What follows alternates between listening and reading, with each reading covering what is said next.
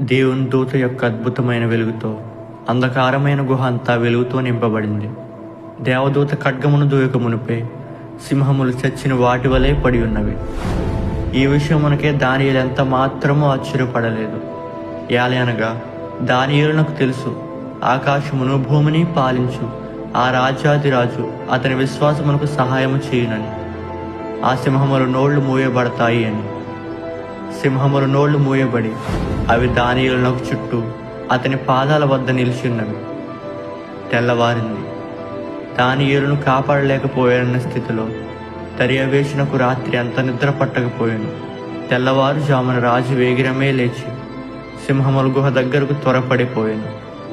జీవమగల దేవుని సేవకుడమైన దానియేలు, నిత్యము నీవు సేవించును నీ దేవుడు నిన్ను రక్షింపగలిగినా?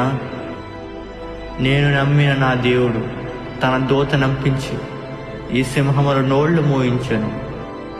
రాజు ఇందును గూర్చి అతి సంతోషభరితుడై దానియేలును గుహలో నుండి పైకి తీయించెను.